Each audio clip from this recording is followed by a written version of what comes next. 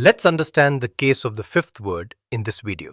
Have you ever found a strange note and wondered if it hides a secret? Imagine a torn calendar page with 4 odd words and a family scratching their heads. This is the puzzle in our story, and a clever boy solves it. The author of these tales is Donald J. Sobel. He was an American writer, born in 1924, who loved making little mysteries for children. His best-known character is Encyclopedia Brown, a bright young detective. Encyclopedia Brown lives in Idaville, a small town, and helps solve local mysteries. His father, Chief Brown, is the town police chief, and they often talk about cases at dinner. One evening, Chief Brown comes home worried and says that Tim Nolan has died. Nolan had been suspected in a jewelry robbery 5 years earlier, but no proof was found. Nolan had a friend from prison, Daniel Davenport, who later disappeared. When Nolan died,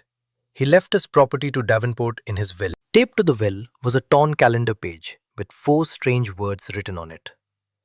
Norm, Youths, Sweden, Hertz. Nobody in the family could understand what those words meant. Mrs. Brown, who used to be a teacher, tried to read the words, but she could not solve the puzzle. Encyclopedia read the words slowly and then asked a simple question.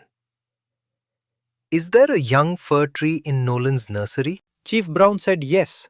There was a single young fir tree near the south side of the house. Encyclopedia then explained the code behind the 4 strange words. He showed that Nolan used the first 4 days of the week and took away the letters D, A, and Y from each day name. Monday without D, A, Y becomes Mon, which Nolan rearranged as Nom. Tuesday becomes Tews, rearranged as Youths. Wednesday becomes Wens, rearranged as Sweden. Thursday becomes Thurs, rearranged as Hertz. Encyclopedia pointed out the 5th day, Friday, also loses D, A, Y and becomes Fir. Nolan did not write fir, but he meant it as the hidden clue, the young fir tree in the nursery. The family and Chief Brown looked under that fir tree and found the stolen jewelry. It was hidden inside a large jug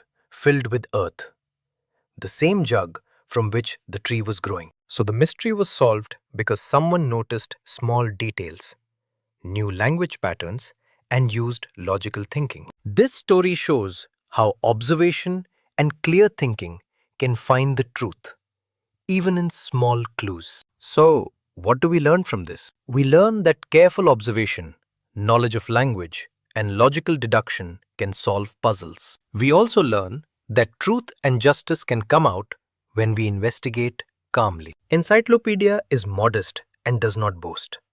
So the story also teaches humility. Anyone, no matter how young, can solve hard problems if they pay attention and think clearly. Let us quickly remember the main points. Donald J. Sobel created Encyclopedia Brown. Nolan left a strange note. The 4 words were a code using day names, and the clue pointed to the fir tree where the jewelry was hidden. Now a few simple meanings of difficult words to help you. A detective finds out information about crimes. A mystery is a puzzle that is hard to understand. Evidence is information that helps prove something true or false. Suspicious means feeling that something is not right. Clipped means cut off or shortened.